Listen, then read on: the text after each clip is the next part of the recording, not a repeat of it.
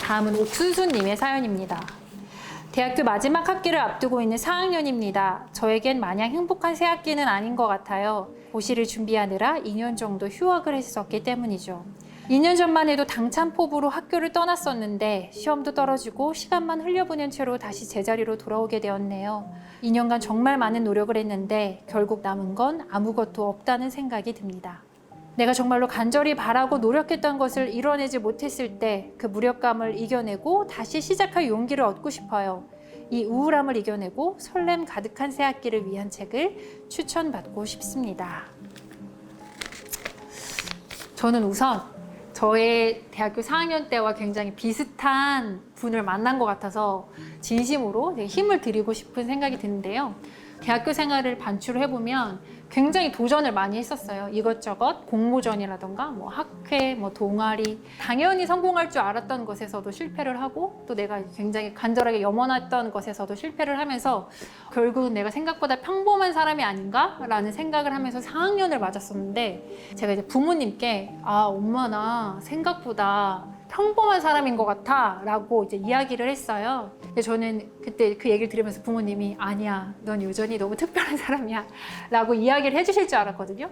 근데 아버지가 너가 평범한 사람이라고 해도 우리는 너를 사랑해 라고 얘기를 해주시는 거예요. 근데 저는 그 말이 따뜻하게 들리는 게 아니라 너무 충격적인 배신처럼 느껴졌어요. 왜냐하면 사실 저한테 박혜진이라는 이름의 고유 명사를 주셨던 분들이 또 넌 평범한 사람일 수도 있어 라고 얘기하는 게 마치 저를 약간 원오브댐으로 만들어버리는 그런 충격을 느꼈었고 그 순간 내가 정말로 사회에 나갈 때 무슨 일을 할 수 있을지 과연 내가 내 색깔을 드러내고 내 목소리를 내는 사람이 될 수 있을지 공포를 확 느꼈던 순간이었거든요. 근데 그때 제가 읽었던 책이 바로 기피의 강요라는 책입니다. 총 3개의 단편으로 이루어져 있고 첫 번째에는 그런 이야기가 나옵니다. 어떤 촉망받는 여성 화가가 있었는데 어느 날 한 평론가가 와서 너의 재능은 너무나 빛나지만 너의 작품에는 깊이가 없다라는 평가를 남겨요. 그랬더니 이 화가가 과연 깊이란 무엇일까? 나는 왜 깊이가 없는 것일까? 고민하면서 좌절하게 되는 이야기입니다. 근데 이게 굉장히 저한테 와닿았던 이유는 결국 제가 저 스스로를 평범한 사람이라고 여기게 된 데는 그동안의 실패, 그러니까 타인의 평가가 있었던 것 같아요. 근데 이 이야기를 들으면서 타인의 평가란 나한테 얼마나 치명적인 것이면서 얼마나 크게 영향을 미칠 수 있는 것인지를 생각하게 되는데요. 사실 이 책에 놀라운 점은 이 두 번째, 세 번째 이야기가 모두 이 주제와 연결이 된다는 겁니다. 이 첫 번째 이야기는 그 타인의 평가에 좌절하는 이야기라면 두 번째, 세 번째 이야기는 반대로 너무 자아가 비대해진 사람의 이야기가 나와요. 그래서 내가 이 세계가 돌로 된 조가비로 만들어졌다라고 생각을 하고 어떤 역사적이나 과학적인 지식들을 오독해가면서 내 세계에 정립해가는 사람들이 나오는데 그 과정을 통해서 과연 내가 나의 주관을 갖는다는 게 무엇이고 내가 나의 주관을 지키면서 동시에 상대의 피드백을 긍정적으로 수용할 수 있는 그 위치란 어딘가 그 접점을 굉장히 치열하게 고민하게 해주는 책이었거든요. 자기에 함몰되지 않고 또 자기 혐오에 함몰되지 않고 주관과 객관의 그 습자질 같은 그 위치가 어디인가를 너무 되게 치열하게 고민하게 해주는 소설이어서 그냥 단순히 내가 나의 좌절을 어떤 감정적인 형태로 받아들이지 않고 앞으로 나아가게 해주는데 굉장히 큰 고민점을 던져줬던 책인 것 같아요. 이번엔 여름님의 사연입니다. 안녕하세요. 저는 대학생 구독자입니다. 요새 자격증 따기나 영어 공부 등 해야 할 일이 많은데도 자꾸 책상 앞에 앉으면 딴 길로 새요. 집중력에 도움이 되는 책 혹은 흡입력 있는 책을 추천해 주세요. 책 속에 빨려 들어가는 기분을 다시 느끼고 싶어요. 저는 그 컨택트의 원작 소설을 쓰기도 한 테드 창의 당신 인생의 이야기라는 책을 추천하고 싶은데요. 이 책에 나와 있는 사실 모든 이야기들이 너무나 재밌지만 제가 추천하고 싶은 이야기는 가장 마지막 단편인 외모 지상주의에 대한 소고 다큐멘터리라는 단편입니다. 여기서 가정하고 있는 세계는 인종차별, 성차별처럼 외모 지상주의가 되게 극한에 달해서 사회적으로 문제가 되는 가까운 미래를 가정하고 있습니다. 어떤 대학이 이제 칼리라는 기계를 대학생들에게 의무로 도입할 것을 주장하는 이야기로 시작을 합니다. 칼리라는 건 뭐냐면요. 이 칼리를 끼고 상대를 보면 상대가 아름다운지 추한지 느낄 수 없게 하는 일종의 실미증을 가져오는 기계인 거예요. 그러니까 눈이 큰지 작은지, 코가 삐뚤어져 있는지 아닌지는 판별을 할 수 있지만 여기에서 어떤 미적인 쾌감이나 불쾌감도 느끼지 못하는 상태로 만들어주는 기계입니다.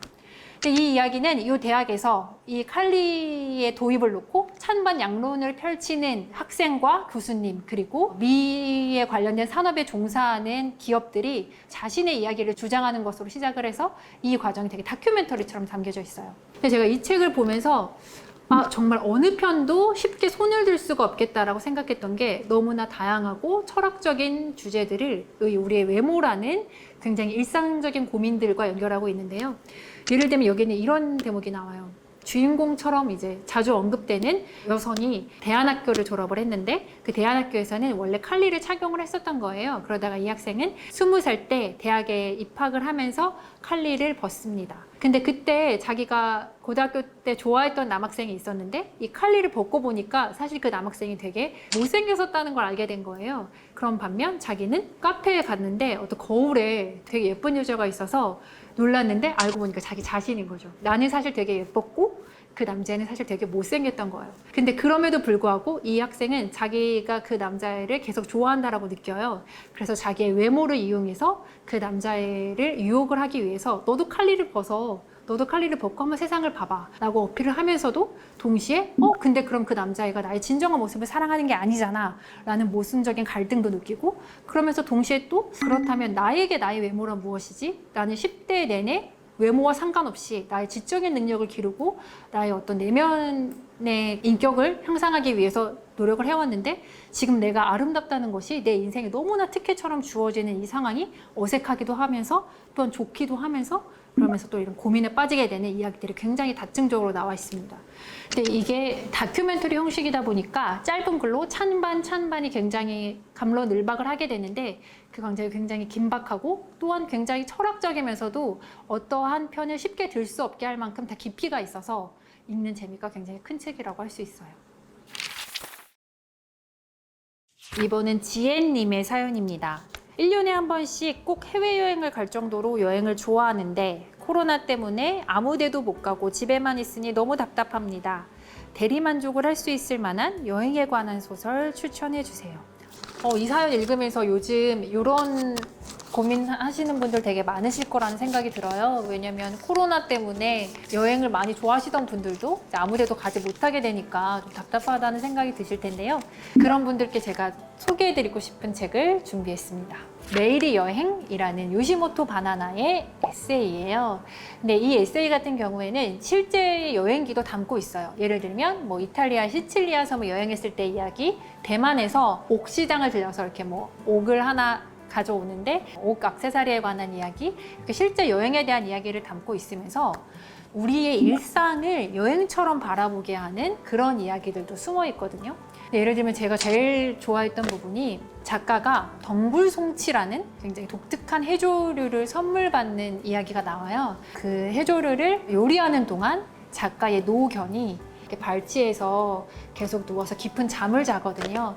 근데 이제 너무나 나이가 들고 아파서 곧 무지개 다리를 건너도 이상할 게 없는 그 강아지가 규칙적인 그런 도마 소리, 그리고 아이들이 떠드는 소리, 그리고 텔레비전 소리에 이렇게 묻혀서 자기가 몇 년 동안 경험했던 가장 익숙한 소리 속에서 잠깐이나마 병을 잊고 이렇게 깊이 잠들어 있는 그 대목을 묘사하는 장면이 나오는데, 사실 이런 대목이 정말로 그냥 지나치면 그냥 잊혀지는 순간인 거잖아요. 근데 그런 장면을 포착을 해서 되게 따뜻한 언어로 그려내는 그런 부분들이 되게 요시모토 바나나의 장점이라고 생각을 하거든요. 근데 그런 시선 속에서 우리가 누리고 있는 평범한 일상을 여행처럼 바라보게 하는 이 에세이가 좀 코로나 시대에 우리를 위로해 줄 수 있는 책이 아닐까 생각합니다.